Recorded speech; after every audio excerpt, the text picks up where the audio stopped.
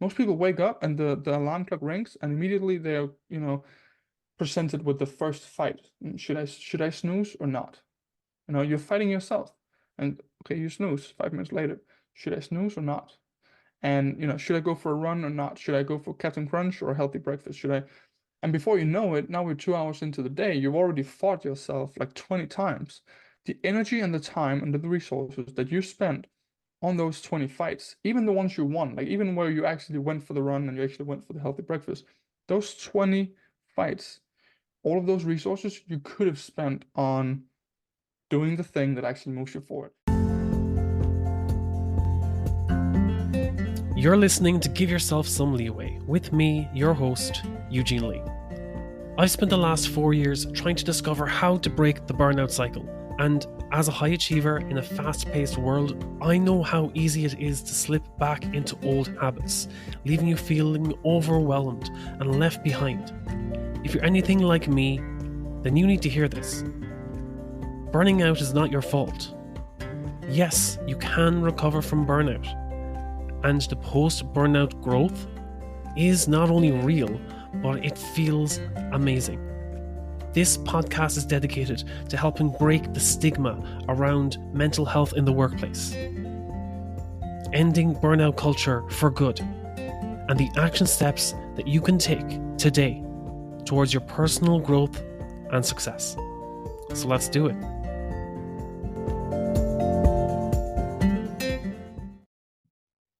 Today's guest is Daniel Hauge, international best-selling author, serial entrepreneur, and high-performance coach for online business owners. Daniel believes that the ultimate bottleneck in our careers and in our lives is ourselves, and that by eliminating procrastination, distraction, and focusing our time and attention on the things that matter most is the key to success in all areas of our lives. Daniel, welcome to Give Yourself Some Leeway, and thank you for taking the time to join the show today. Yeah, thank you for having me. Excited to be here. Daniel, when it comes to optimizing for performance, was this something that you've always been interested in, or where did that initial spark come from? Absolutely. So, a very long story short, I started off a little bit off track in life. I was going down the wrong route in my life. I was doing a little bit of crime, a little bit of drug abuse. I wasn't really working, didn't have a job, wasn't going to school. I was very off track. And so, one day I realized that that was going in the very wrong direction, and I needed to turn things around 180. And I decided to do that, fortunately. And when I did that, I got obsessed with everything personal growth. So I would read on everything that had something to do with personal growth, and I got obsessed with it. And then once I found stuff that really worked for me and started getting my life back on track, I would share these things. I would share them in free videos, free PDFs, stuff like that. And I would show them to, I'd share them to other people and started getting some response and stuff like that. And that was the beginning of my entrepreneurial journey. That is what became my company. And then funnily enough, once I started going that route, now my obsession was entrepreneurship, was business. I lost sight of many of the personal growth things that really mattered to me. So now I was just working on my business all day, every day. Um I was really just neglecting everything else.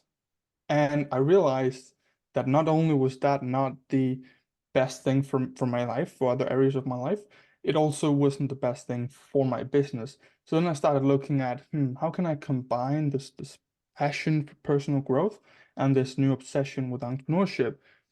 And I realized that the high performance aspects of personal growth, so putting yourself in a position where you can be your best self and you can actually perform, that's the best thing for business as well. And so when I realized that, I started putting two and two together, and I just wanted to optimize my performance so that now I'm building my business faster and more sustainably and more peacefully, but also my life in all other areas of life are more, they can follow along as well. So yeah, since then I've just been obsessed with that, this link between high performance and business. When it came to high performance, was it that you were just so obsessed with achieving results that you were like, oh, I'm going to do whatever I can to make sure that I optimize for let's say high results? Because I know for me when it came to optimal performance. It was when my energy levels were waning, and I was like, okay, I need to compensate for my lack of energy at this point. And this was completely before I burnt out a few years before, and I was like, okay, I don't have the same energy levels as before, but rather than looking at what is causing my energy levels to deplete, I look straight for how to compensate, and then I turned to the likes of, okay, I'm going to drink more coffee or energy drinks and get that caffeine fix to get that energy, or I was eating more sugary foods to get that quick glucose spike. So where was it for you? Where was that um, uh, motivation to look for high performance? Was it in the interest of your own health that you noticed it, or was it on that? Let's say uh, you were laser focused on just getting the end result. That's a really good question because when I work with people, we can kind of split people up into those exact buckets, right? Some people come to me and they go, "Hey, I want to go, from this revenue to this revenue, and I believe high performance will help me." But then there are a lot of people other than that will go, "Hey, I'm a business owner and I feel just fatigued. I feel stressed out, burned out. I I feel like my performance isn't where it should be. I don't feel how I should be feeling." And that one was that was the one that happened for me personally. I started feeling just terrible. I started really, really feeling bad. I felt fatigued. I felt stressed. I felt overwhelmed constantly. And I noticed that many other areas of my life would start crumbling. So my relationship, my my health, I would stop going to the gym, stuff like that. And so for me, it wasn't really a, hey, I think I can squeeze even more money out of my business if I optimize my energy levels and stuff like that, even though that is true as well.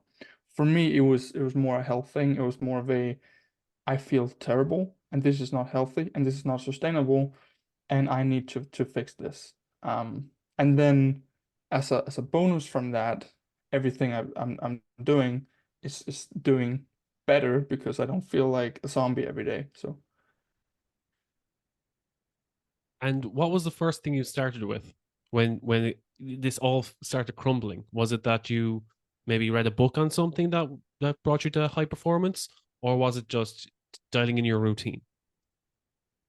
for me, I started with the fundamentals. I started with the kind of the obvious fundamentals. So now today I know that there are many things you can work on to optimize your energy mentally, to optimize it emotionally, stuff like that. But back then I kind of knew the fundamentals. I knew that physical energy you can do things like get better sleep, like actually prioritizing your sleep. You can get back to your exercise routine. So for me, I had actually been crushing it in the gym for a few years prior to this, so I knew exactly which weights to pull and how. I just had to get back into that routine. Same thing with diet. I had an understanding of diet, and so I knew the physical aspect of it. These things like sleep, diet, working out, actually breathing properly and stuff like that. I knew that would be a very like a low hanging fruit. That was something I could do and almost immediately see benefits from. And then yeah, so that's basically how I started getting back into the momentum of improving. Yeah, I think that's something that it's just listening to your body. And especially since you had that gym routine before, I like to see my gym routine as a marker that I can track. If I feel that my lifts are getting weaker or that I'm feeling a bit fatigued, I'm like, okay, it's not that I'm getting constantly weaker. Something's a bit off. So I look at, is it my nutrition that's off? Is it my sleep that's off? Or have I been training too hard? Is it that I just haven't given myself enough time to recover? And then I was like, okay, at least by keeping this in my routine, I keep my gym routine a non-negotiable because at least that way, no matter how I'm living, I can judge, okay, where are my metrics at? Am I getting stronger? Am I getting weaker? And what has happened in the past week or the past few days that could influence whether that's positive or negative. So it's kind of about being aware of my own physical ability and my own physical health, so that I can dial in the other areas of my life. And it's kind of similar for when you're in business. That if you're feeling your energy is lacking in different areas, like okay, where am I not recovering well? And yeah, starting off with your physical fitness, we can dial in sleep, nutrition, and exercise. But when it comes to your mental well-being, how did you dial in that?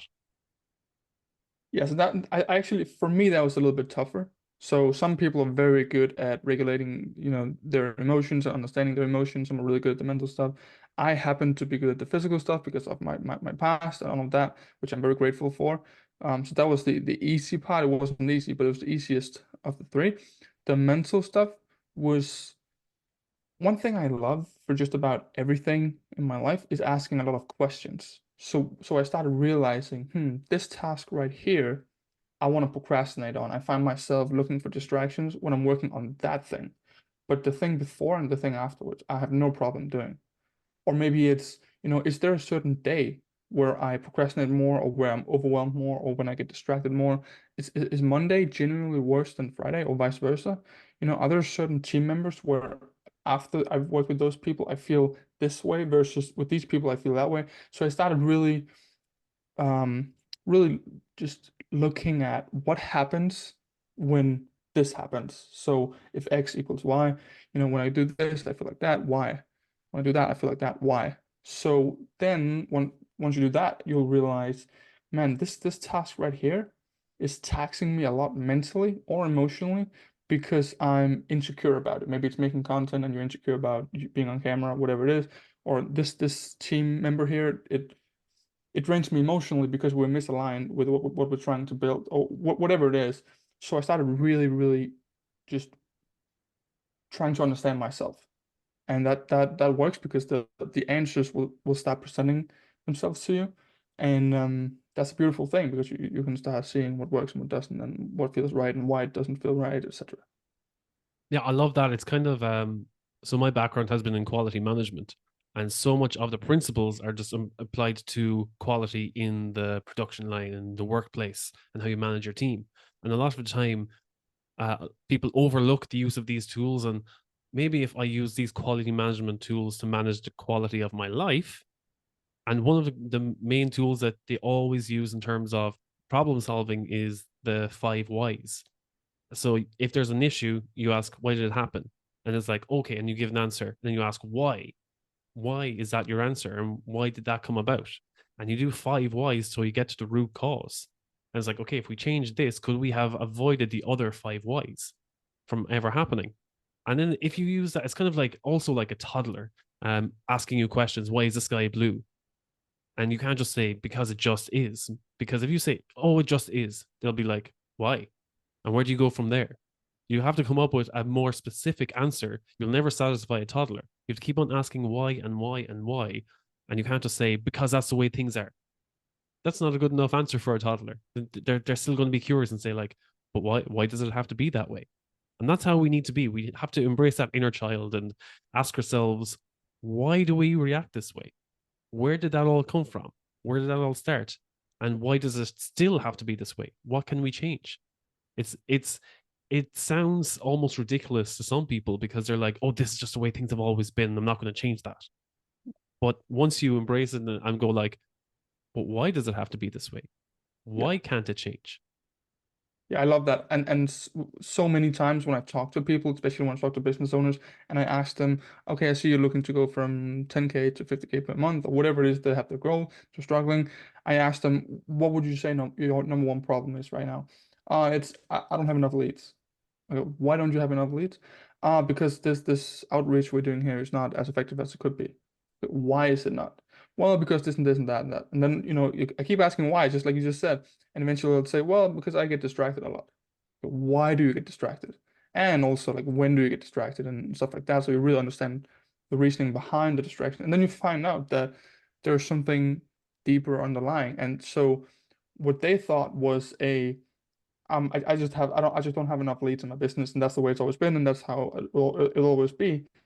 It turns out if you actually pull on the string enough, you keep asking why enough, it turns out that there's a fear or an insecurity or a misalignment with certain values in their business or something like that. And it's just back to the quality control that you talked about. If you fix that thing, all of the things that comes after very likely will be, solved on their own.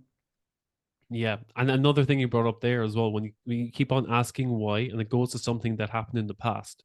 So it's if you embrace your inner child and ask all of those whys like a toddler would, you're probably going to bring up something that was conditioned into you as a child, a belief you were told as a child that when you were asking all of those whys and someone just gave you a, this is the answer and don't ask why ever again. And you were just like, okay, I've been told to shut up and just accept this as it is and never question it again. And you learn that as a child and you carry that belief, that limiting belief with you into your adult life, and you choose never to question it again. 100%. I really think questions are such powerful tools. And this was actually one of the first tools that I came about when I started reading about personal growth and stuff like that in the very beginning of my journey, is that the questions that we ask will determine the answers that we receive. So right now, if I were to ask you, what's 4 plus 4? I'm guessing and I'm hoping I would be receiving the answer 8, right? Why didn't you give me the answer 9? Why didn't you give me the answer 13? Well, you were probably capable of saying 9 or saying 13, but the question that I asked you was asking for the answer 8. It's very much like if you Google a pink banana right now, you will get images of pink bananas. Does that mean that there are no images on Google for cars or couches or a roof or whatever? No, there are plenty of pictures for that. But you searched for a pink banana, so that's what you get. And so if you ask the right questions, such as why did I procrastinate? Or why is this not happening? Or why do I feel this way? Why did I just have that thought? Why did I get a little bit jealous when she said that just 5 minutes ago? That was interesting. Why did that make me feel like that? So if you ask that question, that's the very specific thing that your brain is tasked to find an answer to.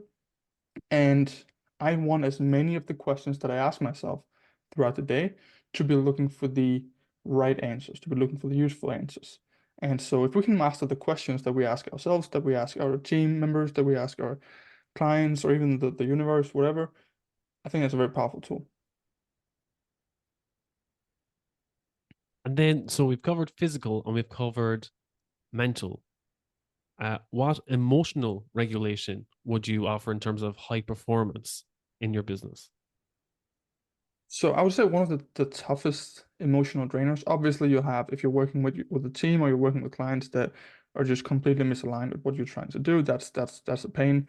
Um, but one of the main things I will look at is if the business and the routines are set up in a way that matches with the owner's values. So I believe that let's say we have my quality of life. And then we have kind of pillars below that that kind of holds up my quality of life. And these pillars are values. Now, some of us will share the same values, and some of us will have different values. Some people value freedom, some people value safety, security, some people value impact, some people value self-respect. These values, I believe, our entire lives should be revolved around. And very often when we start a business, it's in the hopes of getting these values. So we hear a lot of business owners say, well, I started my business because I wanted more freedom or I want financial, I want strong financials. Um, what can happen is, let's say there's a person that one of his main values is he cares about freedom. And then you ask him, sure, but what does freedom mean? Is that freedom of location? Is it freedom of time? Is it freedom to make decisions throughout a day? Um, is it freedom of, you know, whatever it might be? And he says, mainly freedom of location. I would like to be able to travel. I'd like to be able to move around and work from my laptop. Yeah, but you've built an office culture that requires you to be in the office 60 hours per week, right? Your team needs you or your customers or clients, whatever. You build a business that takes everything, every single ounce of location freedom away from you. So now when you go to work, you're actively working on building something that is taking away the number one value in your life. It's taking away the number one reason you even wanted to build it in the beginning. You start seeing your team members as people that are actively taking away what matters to you. You start seeing your customers and clients as people that are actively taking away what matters to you. And so I think if your business or your career in general is not aligned with what you're trying to do with your life, it's not aligned with your values, and it's not aligned with who you are, your strengths, your weaknesses, your values. I think that's one of the things that can really, truly, drain your emotional energy levels, especially over time. When it comes to defining values, I think a lot of people often just look at, oh, what are the values that people look for? They never look at what are the values that they truly want themselves, or they look at, oh, what are the values of my company, and then say, okay, I'm just going to reflect those values, and or what are the values of my country? What does my country value? Okay, I'm going to go with the cultural values of my country. But they never look at it. It's almost like they feel that their values are set in stone by the others around them, and it might not be what they personally feel right now. They, I mean, for some people, they could value, oh, I want to save a lot of money for my future, and they're like, oh, but I don't want to make it sound like I'm really selfish, and that could be because they're looking for security, but they might phrase it as, no, I want success and I want money because that will help me get the security in the future. But they won't say that, even if that is what rings true to them right now and could help them live with purpose and be more motivated rather than saying, I want security and stability, but that doesn't give them the drive to achieve any of the goals that they want right now. So, how does someone decide on what their values are? Or maybe they need someone to ask them the right questions so that they can feel comfortable in being confident with those values as, yes, I want success. Success is valuable to me. And earning enough money for my future is a value to me. But I want to do it with honesty and integrity. Absolutely. So first of all, our values can change throughout life. So perhaps when you and I have a podcast in 30 years from now, perhaps our values will have changed a little bit. So they will change, but also you should get, or I recommend getting clearer and clearer on your values and on who you are and your strengths and weaknesses on a daily basis. So I encourage everyone to know a little bit more about themselves when they go to bed today than when they woke up. Um, I think questions back to what we talked about are really, really good, right? So every time you feel a little bit of something emotionally, for example, in your business, next time you're pissed off, next time you're excited, next time you're inspired, next time you're angry, next time you're jealous, ask yourself, "Ooh, I felt a little bit of anger when that person did that. Why? I felt, I felt very excited when he did that. Why?" So be very curious on yourself. I think to make it more tangible, you talked about some of these values that maybe not as tangible if you're saying I want security. So if security is important to you, you can kind of dive deeper into what I call the layers of the value. You can say, okay, what does that mean? What are the layers of security? Well, one of them is owning a home. Could be for some people that will give them a sense of security. Could be having a partner. Could be having a certain amount of money, whatever. And then you can start looking at that as kind of more tangible, specific outcomes. Or you can even take something that is intangible and you can put tangible outcomes. So let's say one of your values is health. And you say, okay, what does health mean? Well, I want to be physically strong and I want to have good cardiovascular health and I want whatever, whatever. So saying I want to be strong is not very tangible, but now you can say, okay, I currently bench this and squat this and deadlift this. I would like to be able to lift this instead. Right? So now it's more tangible. So we can actually put goals on not just the values, but the layers of these values. And when you put those values together and you're like, okay, I have 6 or 7 values that I want to live by. And then it's like, okay, but what actions do I need to take in order to live by those values? So do you need to decide on, okay, do I group these values together and say, okay, this task covers 3 values, or this activity covers 1 value, and this activity covers 3 of those values? Do you need to categorize them and say, okay, when I do this activity, which of my values am I uh, are congruent with that activity? So the way I recommend going about it is pointing at one of them and going that right there. This very specific thing right here, this layer of X value, that's what I'll work on now. And so sometimes that can be the weakest link. So let's say in many of the values that you have, you would call yourself an 8 out of a 10, but there's this one thing where you're a 2, right? It might be your relationship is terrible right now, might be your physical energy, might be whatever, whatever. I would work on that. Could also be you point at something that is like the highest, I call it the highest reward per effort.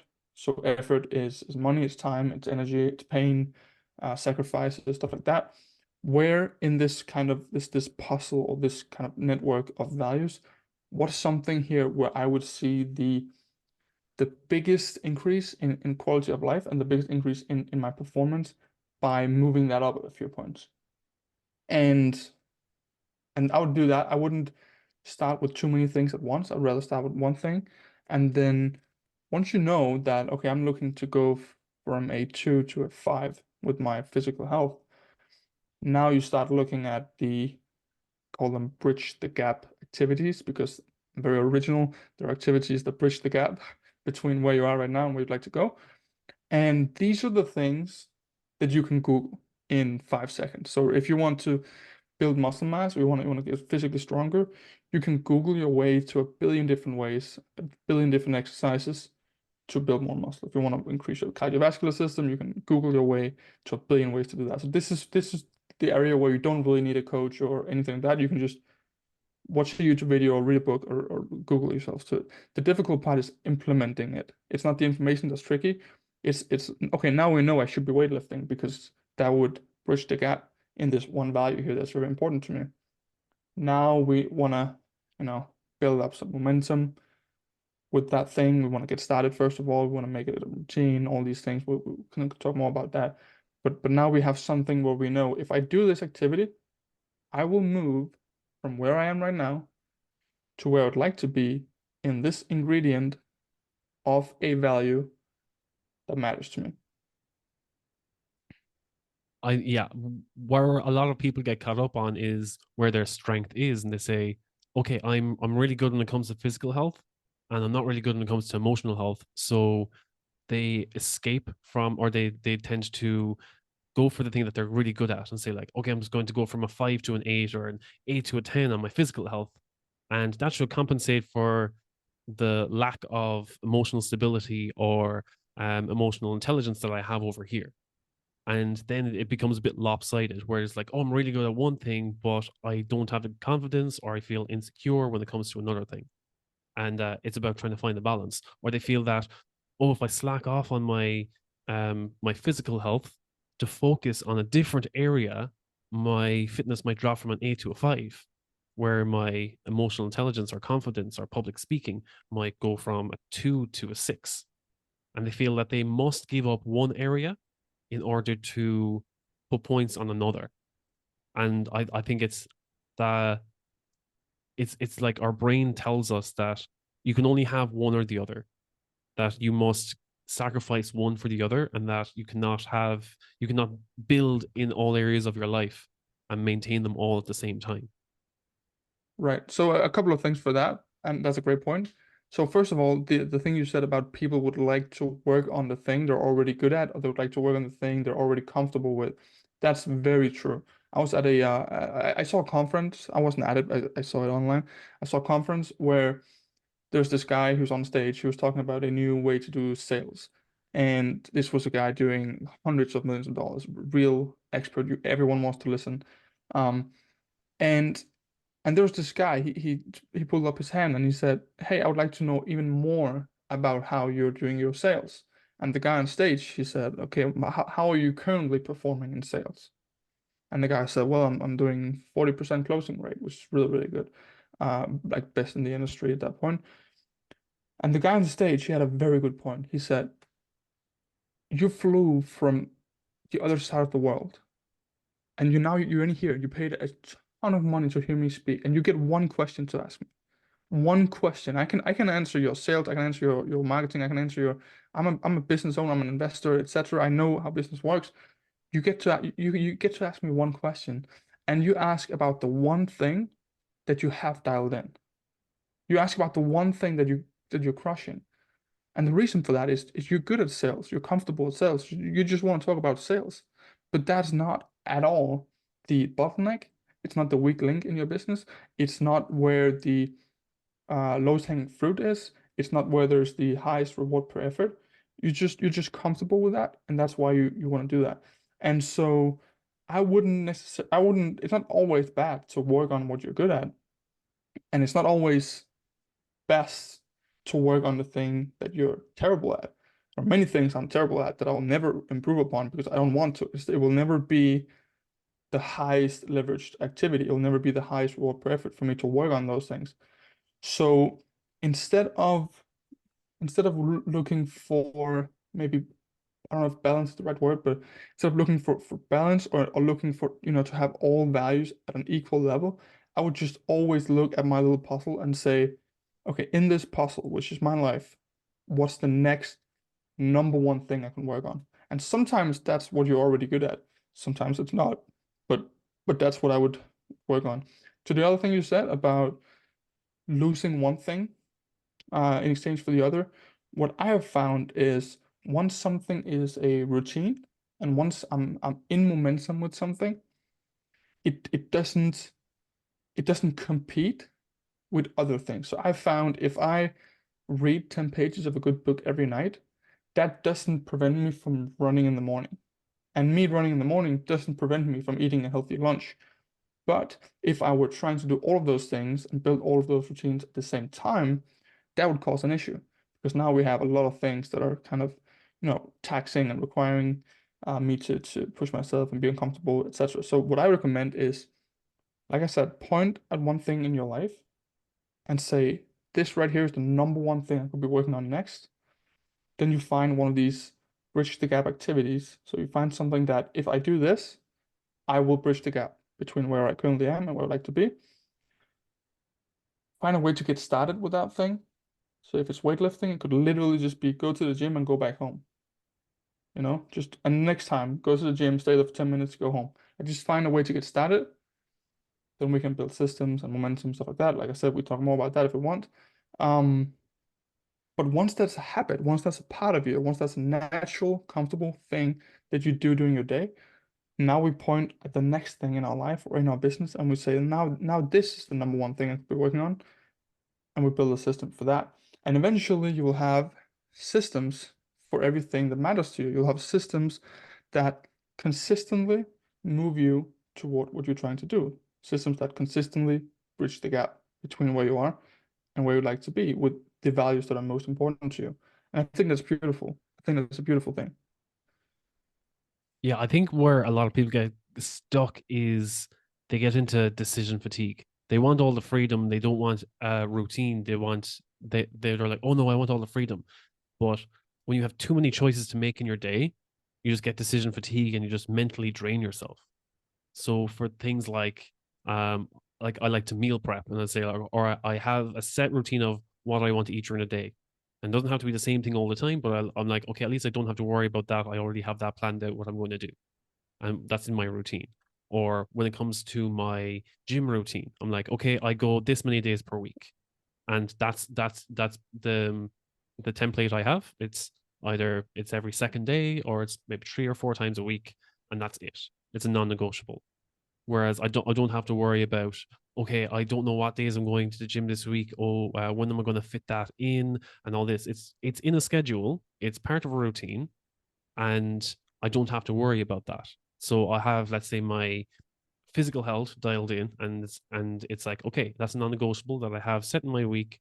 One other area, I want to look at my confidence, or I want to look at my social skills. I want to look at my networking. I want to look at my public speaking. Okay, set up this many podcasts per week. Okay, put that in my schedule, have them listed out. Okay, that's in my routine. Okay, what other area am I less confident in? Maybe it's relationships. Okay, let's put in a couple of hours or at certain times on different days where you have a deep conversation with a friend or you um, make a connection with someone that you haven't talked to in a while and say like, hey, let's just have a phone call. We'll have a Saturday phone call or a Sunday phone call and just catch up with them. And you dial those into your values or your routines, or you set those activities up as non-negotiables in your week. So you know, okay, I know I'm working my value, and I can, and I know it's set in stone. If I miss it, it's not the end of the world. But I know that I have that set up so that I can live by my values. Is Yes. that what you is that's what you mean by having something that okay, you start with one, you don't start with all of them together. But you start with one, it becomes comfortable, it becomes routine. Okay, I look at another area, and once that gets dialed in, okay, I have the gym, I have the podcasting, I have my email list, I have A, B, and C. But you dial one in first, it becomes comfortable. Okay, move on to the next one. That becomes routine. Move on to the next one.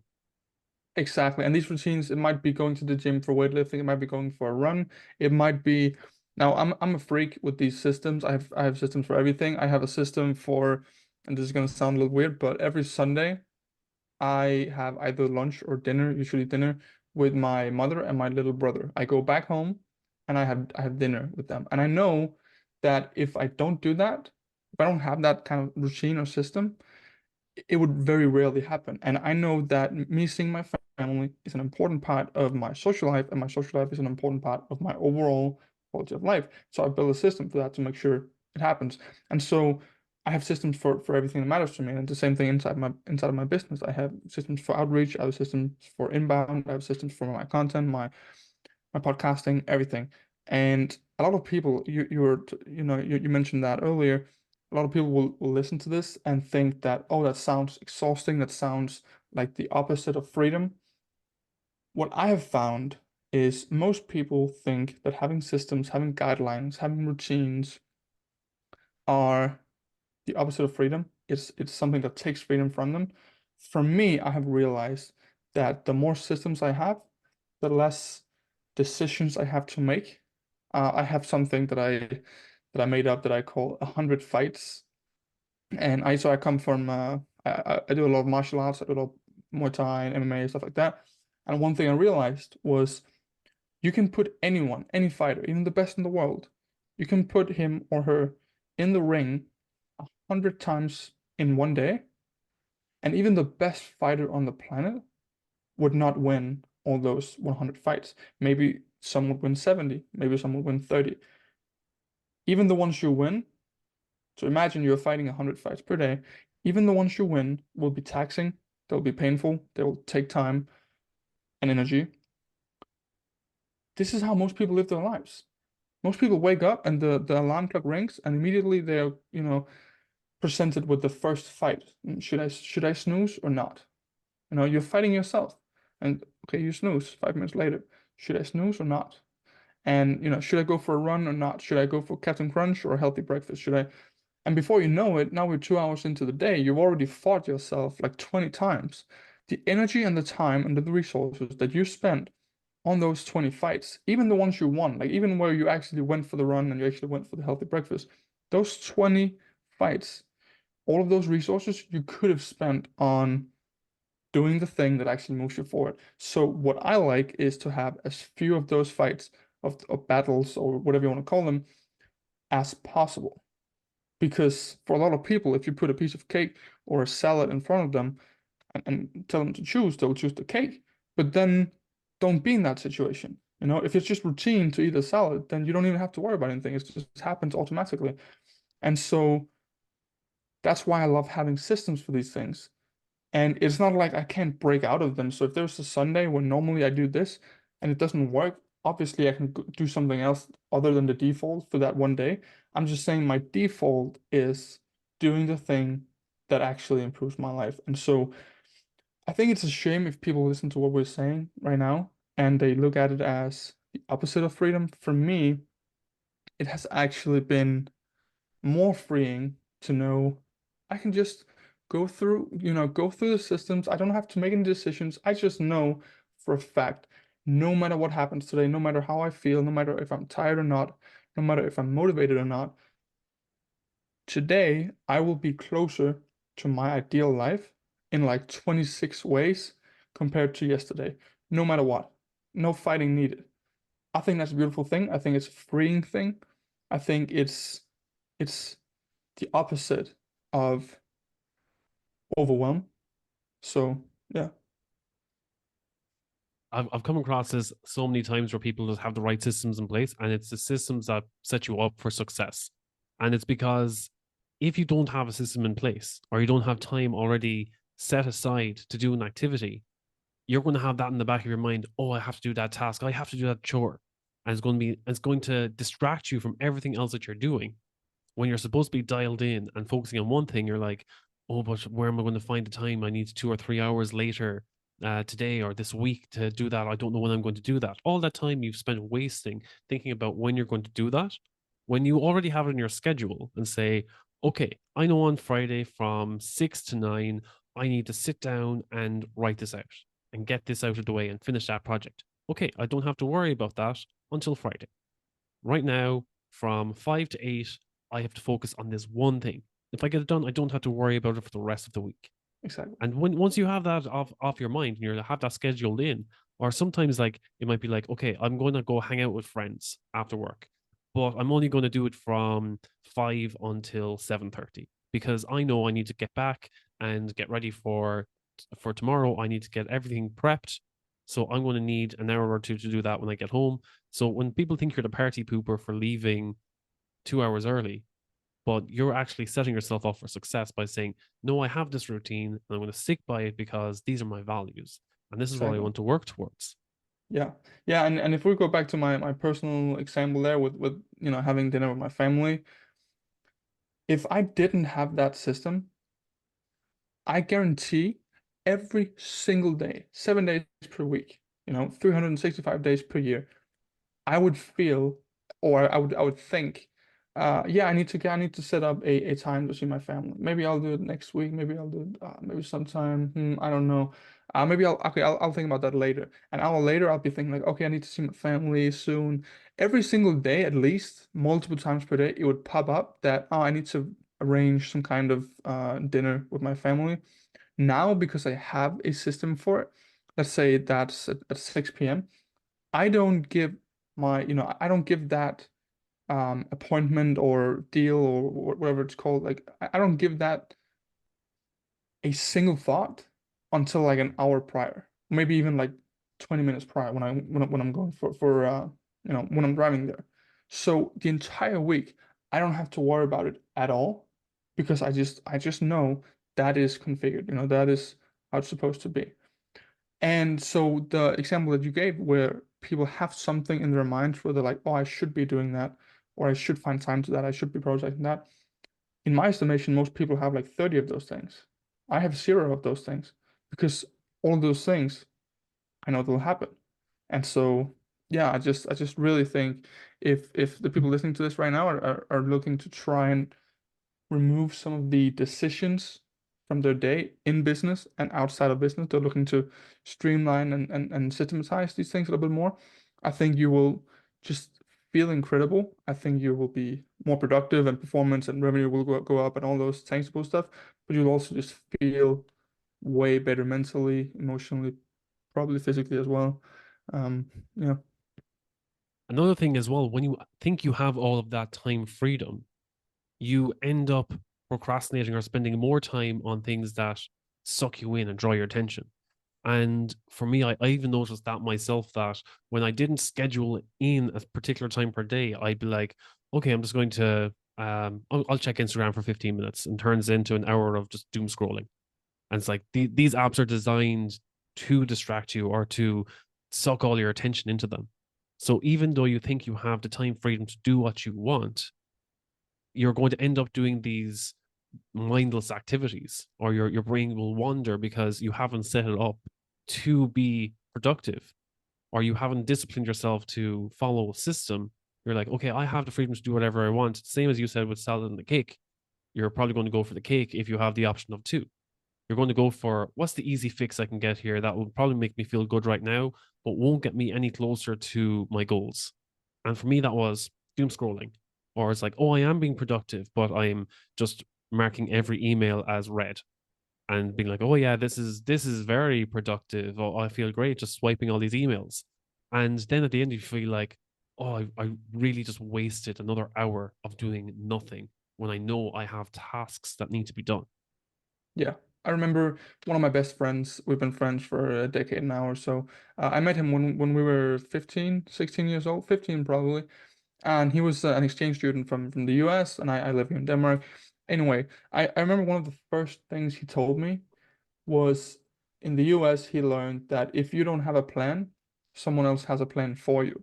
And that goes exactly for your doom scrolling. If you don't know exactly what you should be spending the next 20 minutes on, like if it's not crystal clear, okay, I should be doing this exact thing in the next 20 minutes, then there are apps and stuff out there like Instagram, TikTok. There are, we have Netflix, we have YouTube, we have all these things that are just there to kind of fill that void, right? So you may think, okay, I have 20 minutes or an hour or 3 hours now that I could do whatever I want. All these companies that have literal like literal scientists working every single day on getting your attention.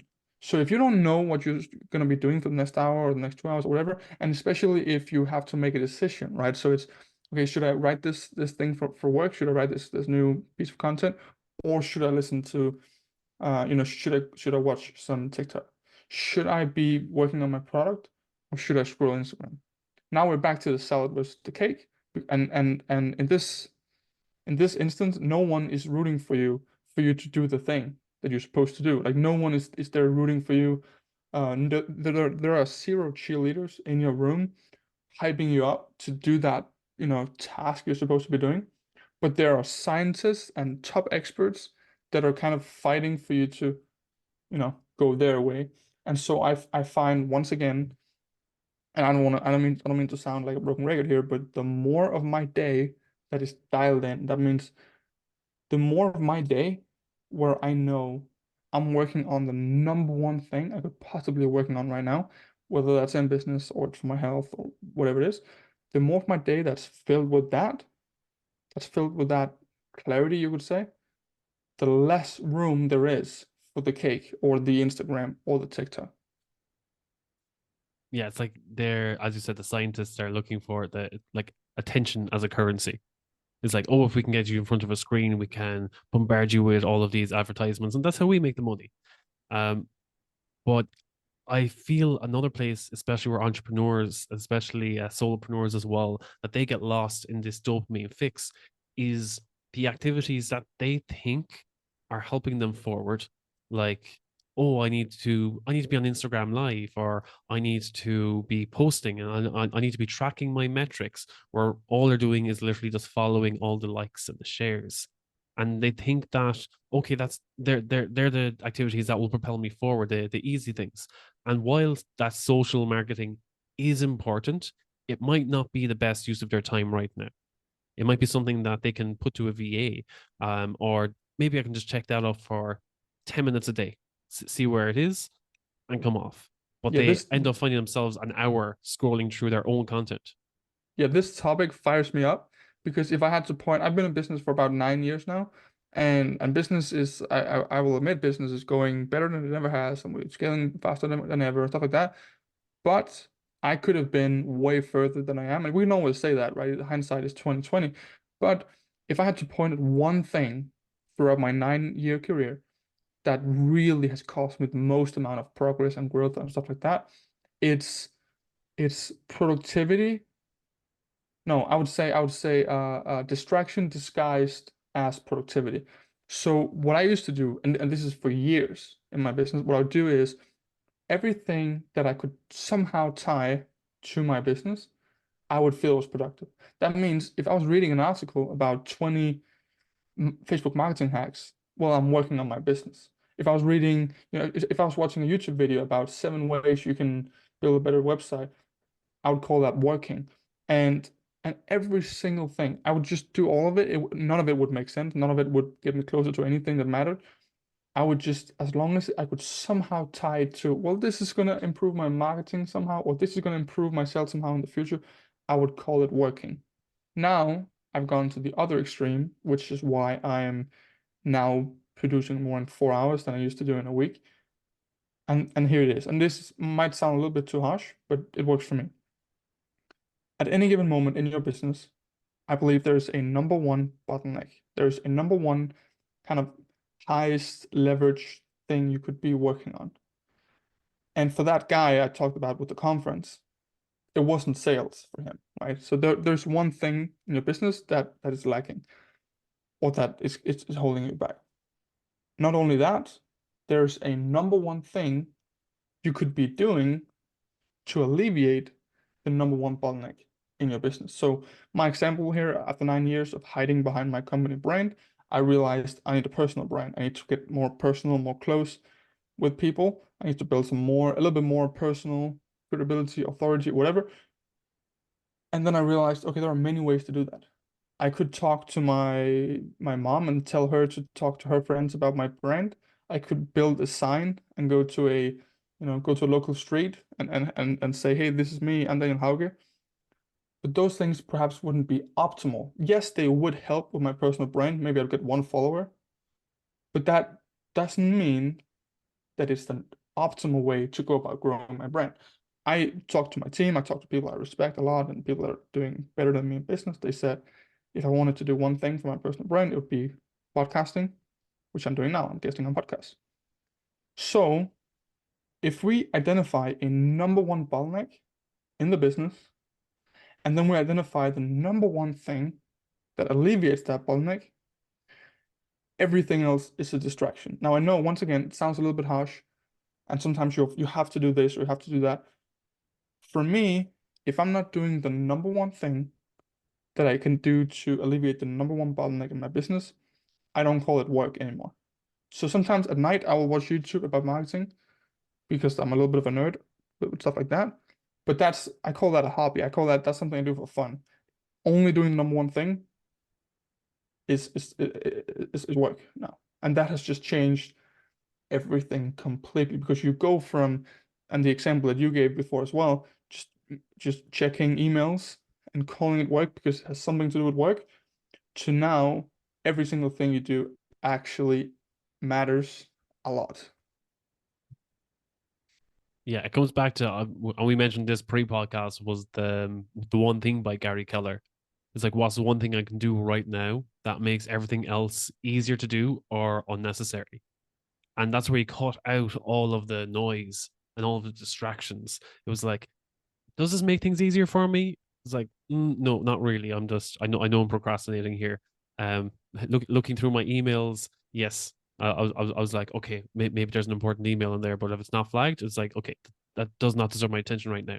Okay, I need to reach back out to this person. I need to reach out and check up on this client. Oh, I need to make sure for the podcast. I was like, oh, did I send out that form to that person, or did I send out that link to that person? Make sure everything is okay. Did I do my research? Okay, they're the things that I want to make sure that are dialed in before looking at, okay, what are the nice to haves?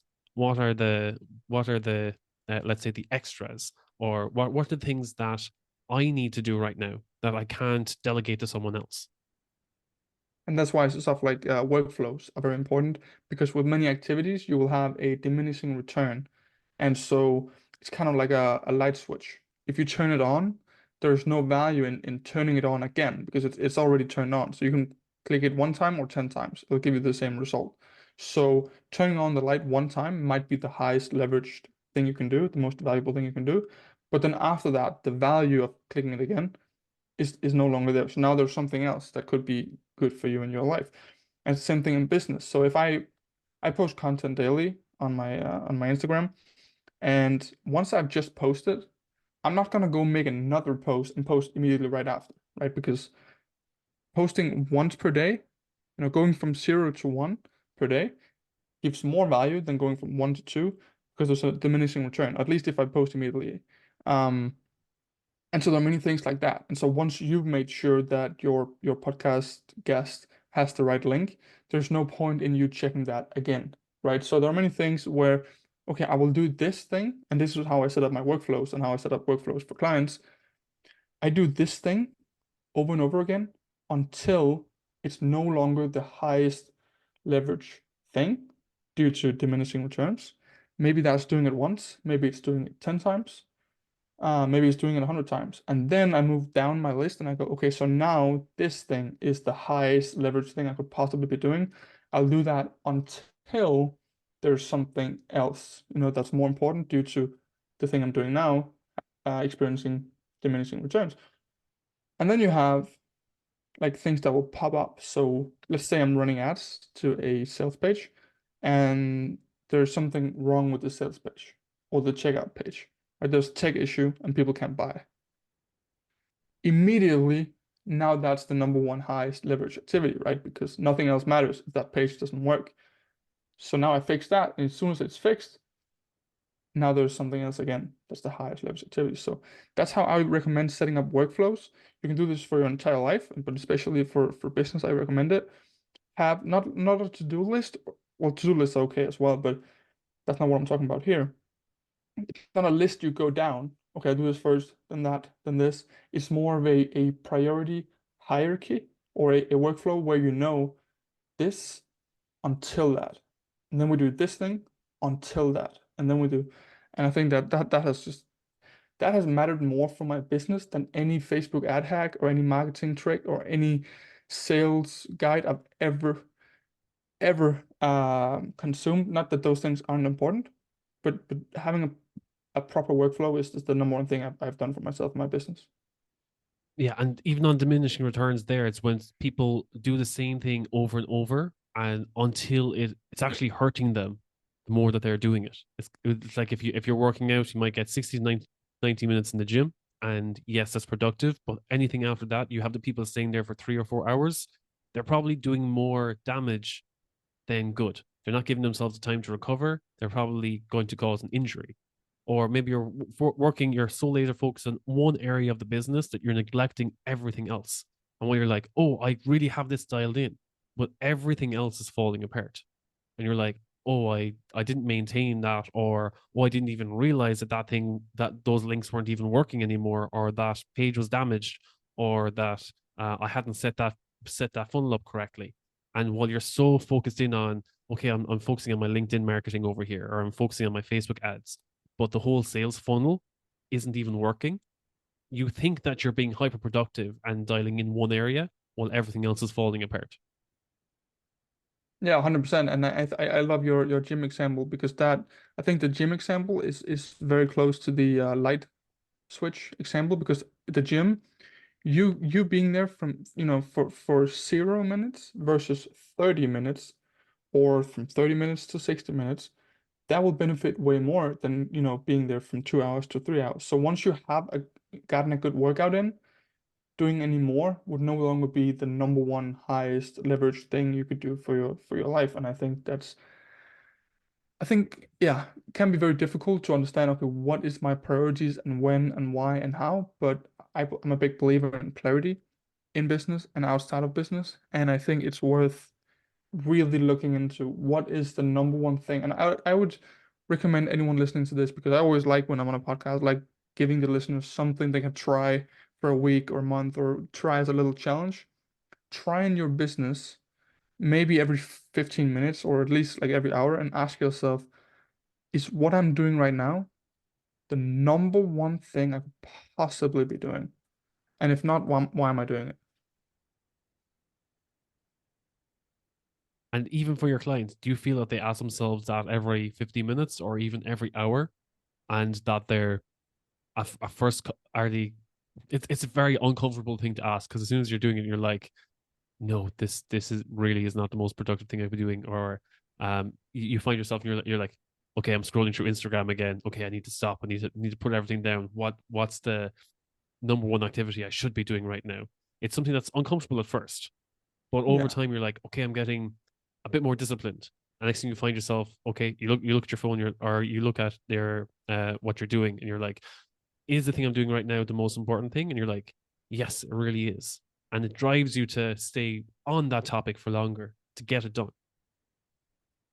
Yeah, so I think for my personal clients, we and I don't want to say this to brag, but we get pretty dialed in with what they're trying to do in their business and how their priorities should reflect that. So I help them build, we build them together, me and the client, we'll build the workflow so that we know that every minute of the workday is spent in on the best possible thing. And so then what we'll do is we'll try that, and then for our next call, we will talk about how did that feel? How did that work? Maybe this thing right here should have a little bit more value, a little bit higher priority. Maybe this thing here should have a lower priority, or maybe the diminishing returns of this thing actually happen earlier or sooner than we think it did. So let's put it down here, whatever, right? So that is pretty dialed in because it's a big focus of what I do with my clients. What I do see with a lot of followers though, and customers of like my books and stuff like that, is they will very much fall into the trap that we've been talking about today of just doing something that feels productive. So sometimes I'll ask people that are maybe interested in working with me, I'll ask them, how much are you working this week? Well, I'm working 6 hours per day. Okay, and what are you doing during a week? Like, what are we actually I actually had this the other week. I asked them, what are you doing during a week? Well, I do a Facebook Live every week. I said, you're doing one Facebook Live?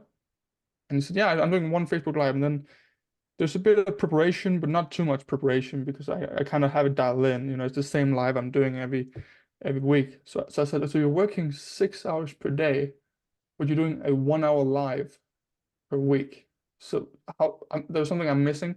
And when I kept asking them back to the questions, right? When I kept asking him questions about what are you actually doing with your time, it was basically nothing. It was basically, social media, was basically going back to old messages, kind of reading them through to see if there was something he had missed, or like basically nothing for 6 hours per day.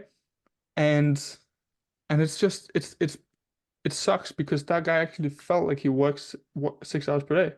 And it's 6 hours he's taken away from family and friends and fitness and hobbies and traveling and learning and playing the piano or learning a language, whatever. It's 6 hours per day. He's pulled away from all of that to maybe produce like 10 minutes of actual work.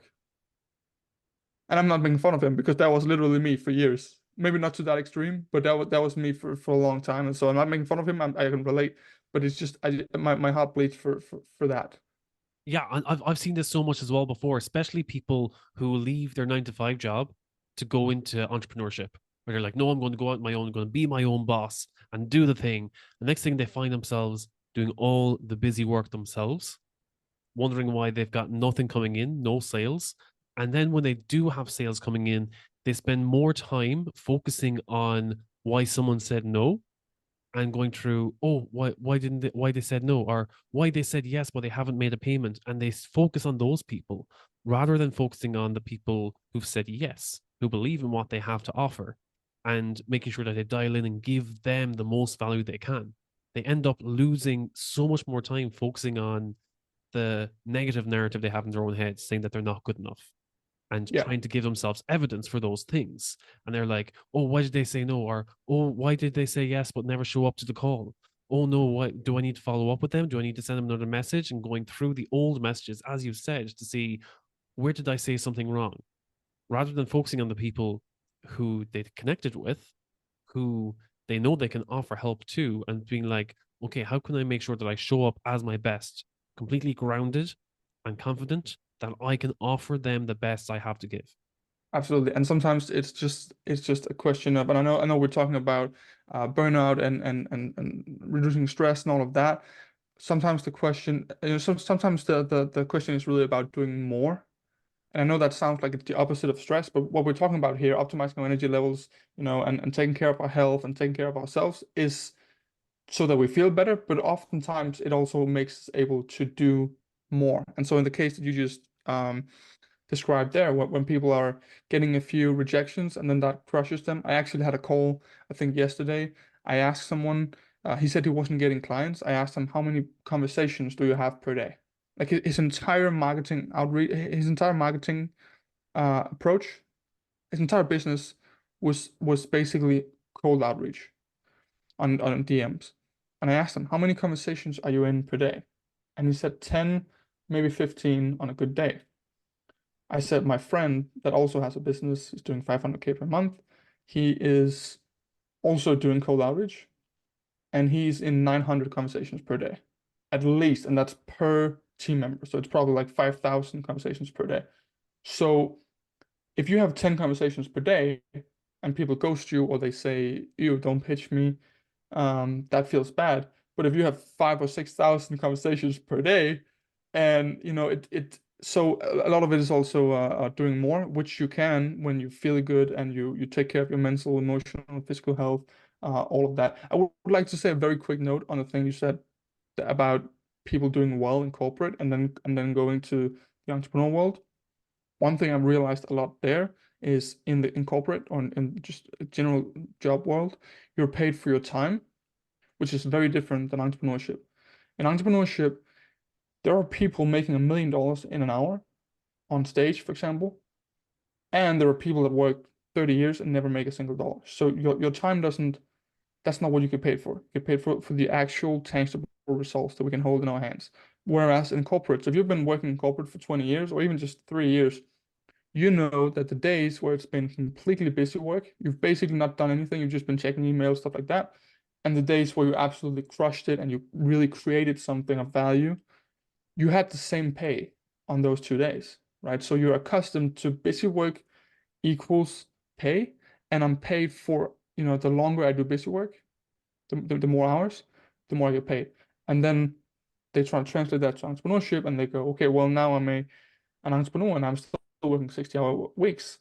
Yeah, but you're really only working like 4 hours per week if you use my definition of doing the number one thing to alleviate the number one bottleneck. So that's one thing I would, if you're listening to this and you're either just recently gone from corporate to entrepreneurship or you're considering that, I will recommend you to really be um not careful, but really aware of this shift from being paid for your time versus being paid for your actual measurable value. Yeah, I feel a lot of time where people slip is that they believe that they should be paid for their time. And next thing they're wondering, they left the corporate because they weren't working towards their passion or their values. And next thing they go, oh, I'm going to start my own business and I'm going to work towards my own passion, my values, but they don't have the right systems in place. Or they're spending a lot of time doing the busy work that doesn't give any tangible results or give any possible positive outcome. And then they realize, oh, I put so much time and effort into this and I'm getting nothing back. And then they start feeling exhausted and burned out as well because their whole dream is vanishing or fading away because, oh, I'm putting so much time and effort into this, but no one can see this or no one wants this. And then they start burning out again. And they're like, I thought the whole point I burnt out was because I didn't have passion. And now I'm pursuing my passion and I'm burning out. What the hell is wrong with me? And it's like you're spending so much time on work, but you're not focusing on what matters. Yes, you can put in the hours, but put in the hours on what matters. And yes, you'll get your yeses, and yes, you'll get a lot of no's. When I first started the podcast, even the first episodes that I did, I was like, okay, I thought, people are going to be like, well done, good for you sharing your story. 90% of the feedback I got back was backlash. People, all negative comments, people saying, oh, you should stop. You shouldn't be talking about your mental health. That's career suicide. No one will ever want to employ you if they think there's something wrong with your mental health or that you burnt out. That's a big red flag. And if I was unconfident or if I felt vulnerable about sharing my story and be like, oh, I really should shut up and never and hope this never gets out again and just delete the podcast. I was like, no, people are saying this to me because they feel so uncomfortable and insecure about talking about their mental health that they feel that it's shunned. And if we stay quiet and just keep our heads down and play the long game, as they say, and work 40 years and just live miserably for those 40, and then we can start living when we retire. And that was a dream that they were selling. And I was like, no, what if we were comfortable talking about our mental health? Because when we're stressed at work, it's usually because we care about the work that we do. And if we look at it that way and see how can we live with more purpose and enjoy those 40 years. If you want to stay in corporate for 40 years, enjoy the time that you're doing that. How about we look at what actions can we take to make that more tangible and more plausible? So that's why I said, okay, I'm going to continue the podcast and normalize these conversations and see what can we do to move forward. If you're feeling this way, what action steps can you take in order to live a better life or to enjoy life more, if that's not too much to ask? I love that so much. I think a lot of people are afraid and uncomfortable of wanting more than the situation they are in, because if you want more than you currently have, or that you currently do, or that you currently are, then that presents a gap, right? Immediately when you know that you want more, there's now a gap, and the gap is uncomfortable because the gap itself is painful, but also it kind of encourages action. It encourages sacrifices, hard work, effort, stuff like that. So for many people, it's easier to just say, "Oh nope, I'm happy the way I am now. That's fine." Um, I respect everyone, and that's why I always say I respect everyone I see in the gym. I don't care how how you look or whatever. I respect everyone that rates. I respect everyone that works on themselves, and because everyone that does that has admitted this gap, and that's incredible. I respect that a lot. Yeah, it's that they've made the effort to better themselves.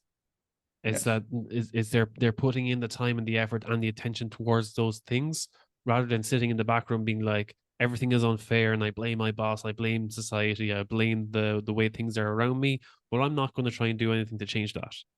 Everything should be handed to me, or society needs to change, or this whole industry needs to change before I get a job in that. It's like, no, what's the change that you can make right now in order to better yourself so that you can better others, or even just better yourself so that you enjoy your quality of life. What's the one thing that you could do starting today? And sometimes I tell people just to start with a glass of water, and people are like, "Oh, that's ridiculous." And I was like, "Okay, just start your day with a glass of water and see if that improves anything. It might improve your gut health. It might improve your mental clarity. It might make your skin feel a little clearer as well. And just see how it goes. Give it 3 or 4 weeks and see how that glass of water makes you feel. And that even that, I respect people who have the consistency to be like, okay, I actually tracked my daily water intake for 30 days and this is how I feel. It makes no difference. I'm going to go back to drinking coffee every morning. Okay, great. I respect that you made the effort for those 30 days. It didn't agree with you. Okay, I'm not going to argue. Go back to your old routine. But I exactly. respect And that you made the effort. exactly. And I would like to say to everybody, if you're listening to us right now and you get a little bit fired up and you feel like, yeah, I'm gonna turn my life around. So starting tomorrow, I'm gonna change everything. I'm gonna start from never having worked out to now working out 6 hours, 6 days per week. I'll only eat salad and drink lemon water. I'll work 14 hours in business. I'll just completely 180 my life because I'm fired up. Please don't do that. It will last 12 minutes and then you will get crushed and then it will just be a lose-lose situation for everybody. Instead, I encourage you to, exactly like Eugene just said, with a glass of water, find something in your business and or your life where you feel like this right here could improve a little bit if I do this thing here, and make it very small, because, and we can talk about this maybe if I come back on the podcast for round two, we can talk more about those things. But one thing I really find in life and in business is it's the easiest thing in the world to scale something that is already in motion. So if you can drink one glass of water when you wake up, you can probably drink two. If you can read 5 pages of a good book every night consistently, you can probably read 6 or 7 as well. That's easy. If you're in the gym for 40 minutes, you can probably do 45. The difficult part is getting started, and the trick there is to do the opposite of what most people do. A lot of people will go to an extreme and be like, okay, I'll try this crazy diet from Monday, and then they'll crash on Tuesday. Try the opposite and just find the tiniest little thing, like a glass of water when you wake up, or a half a page of a good book at night. Something like that. Maybe go to bed 10 minutes earlier tonight. Something that's so small that you know you can do it. And then you do that and you do it again and you do it again and you just dial it up a little bit. Maybe every day or maybe once a week you dial it up. And eventually you have a system that's so dialed in, it's a natural part of you. And we couldn't pay you not to drink that glass of water when you wake up because it's become so ingrained in you. And then you work on the next thing and the next thing. And eventually you'll find yourself in a spot where everything that matters to you is progressing more in a day than most people are progressing in months, or perhaps even years in some ways. And It's just dialed in. It's just a part of you. There's no decisions, there's no fighting, there's no battling. It just happens because you've built the right routines and you've scaled them up from being tiny little activities to now being big, dialed in, scaled up routines. And this goes for business, it goes outside of business. Yes, 100%. I love especially these 1% marginal gains. I like to call them gifts, the gifts to your future self. Because that glass of water that you had today means that it could result in you going, okay, I feel clear. I'll make a better decision today because I'm more hydrated and I'm thinking more clearly. That could affect the next 10 years of your life, a key decision that you make. Or going to the gym today might mean that you go like, okay, because I worked out, I don't feel like eating McDonald's. I think I'm going to have a healthier lunch. And then that would be like, okay, I actually feel better. I feel stronger. I have more energy to do the work that matters most. And that's going to have a massive return on investment if you continue that consistently over time. It doesn't have to be the same task every day. If you miss one day, you're like, oh, I missed out in the gym today, and that's going to affect me for the next 10 years. It's when you stop, it's going to affect you. But if you say, okay, I'm going to drink that glass of water today, that's your win. If I go to the gym, that's a bonus. If I do another 1%, that's a bonus. But if you're consistent and one activity every day at minimum is helping you to grow and to grow and to grow, that's a gift to your future self. For me, I set a goal for my future self that okay, and I said it like 5 years ago that I want to look like Henry Cavill when I'm 40. I was like, I want to have that big muscular look like Man of Steel or The Witcher. It's like that's my goal for 40 years old. If I can look like that at 40, I'll be great. And people are like, oh, that's a very like long term goal. How do you know you're going to stick to that? I was like, well, I can look back on the past 10 years and was I taking care of my body for the last 10 years before I hit 40 that I was working towards that goal. And it's like if I wasn't, I'm like, well, okay, well that's on me. Whereas now I can look at it and be like, okay, every time I take care of myself, I'm like, that's a gift towards my 40-year-old self. I love that. I love that. I remember so when I was younger, I played some video games, and I saw this video. It's from a Harvard psychologist that happens to also be a gamer. His name is Healthy Gamer GG. It's a really cool channel because he kind of mixes gaming and anyway, he said, imagine you're playing a game and you no, imagine your friend is playing a game, whatever. He's playing League of Legends, whatever it is. He's playing a game and he needs to step out for 5 minutes. He needs to go to the bathroom or whatever. And he asks you, hey, would you mind just playing for me, on my character for just for 5 minutes? And so you grab the computer and you play for your friend. What would you do in those 5 minutes? Now, if you're a little bit of an asshole, you would probably go in and mess it all up for him, whatever. But I think a lot of us would do everything in our power to set our friend up for the best game, the best character, the best, most amount of fun, whatever. So that when he comes back from the bathroom, he has a good position. There's a good position to be in for him. And then he said, imagine you do this for yourself. Imagine you do this for your future self. Now, this can be your tomorrow. This can be when you're 40. This can also be in 5 minutes from now. Imagine you're playing right now, your life. What's something you can do right now to set yourself up in 5 minutes, perhaps, for the best possible situation? Is it drinking a glass of water? Is it quickly stretching a little bit? What is it? And the same thing when you're going to bed, what's the number one thing I could do right now to set, you know, me tomorrow up for the best possible day? Well, I could go to bed on time.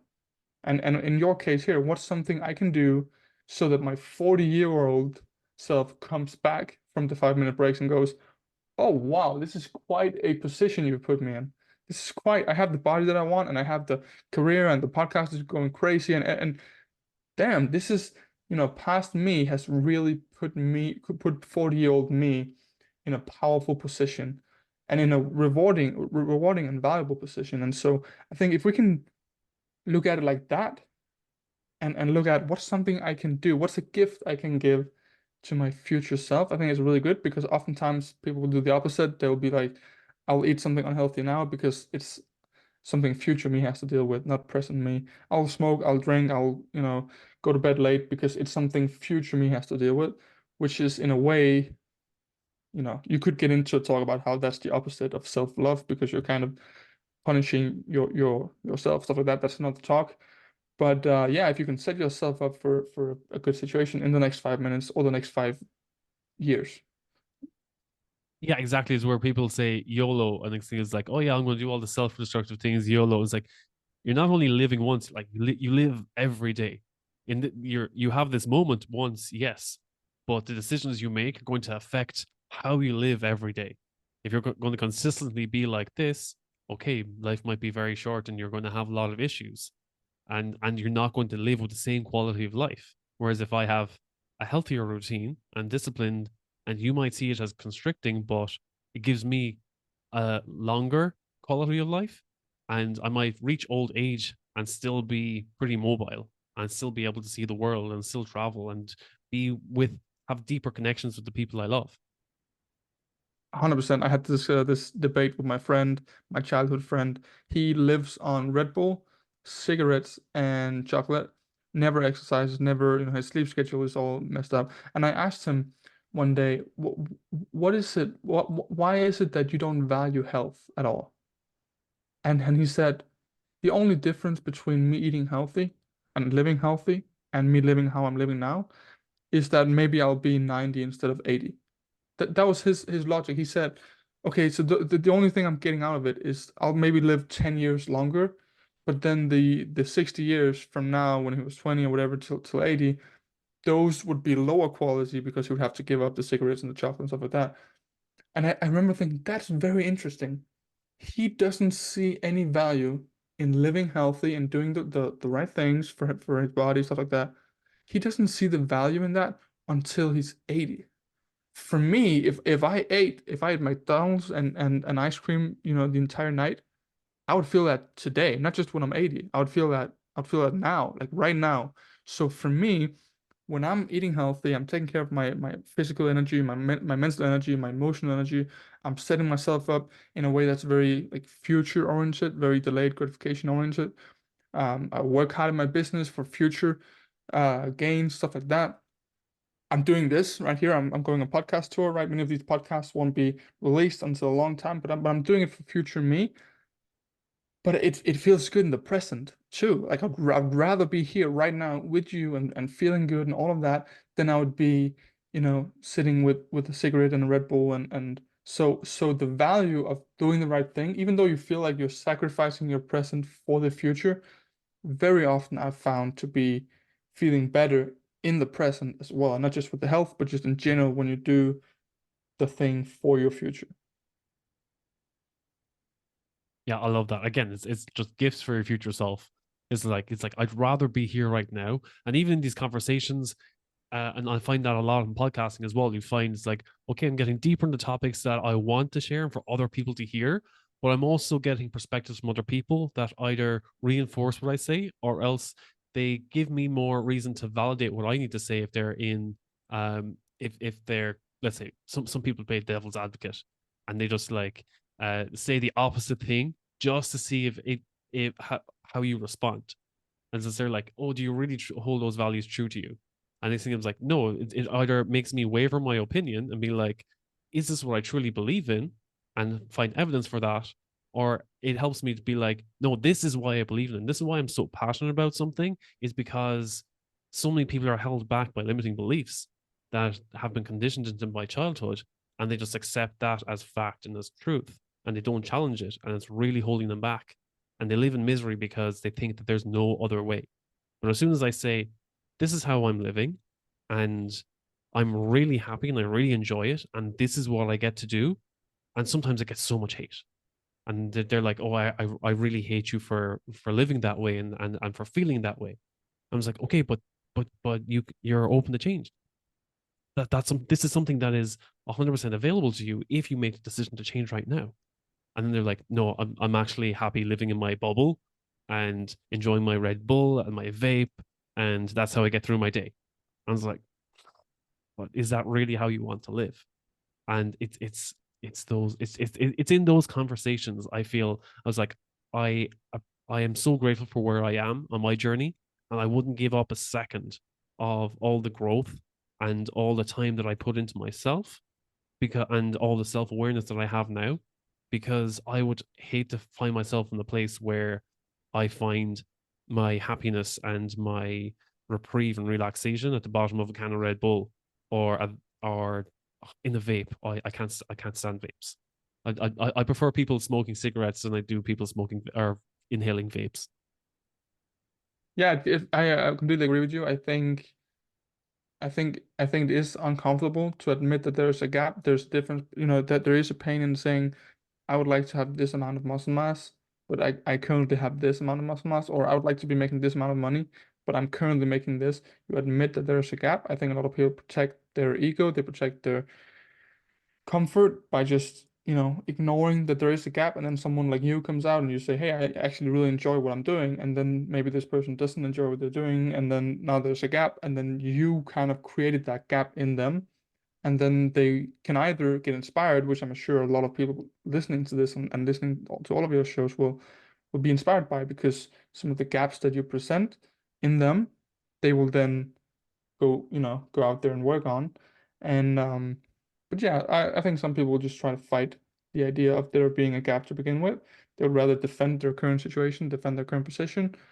And I think that's a shame. I think every single person, especially every single person listening to this, can absolutely point at something in their lives and say, that right there, I'm going to improve, and then go out and do it. And I know that sounds very simple. In a way, it is. And I believe everyone can do it. And just to make things extra simple for everyone, what's the best place for them to find you if they want to get in touch with you, Daniel? Yeah, so like I said, I'm trying to grow a person. Well, not trying. I'm growing a personal brand now from scratch. For a very long time, I was hiding behind my company brand, company products, company website, all of that.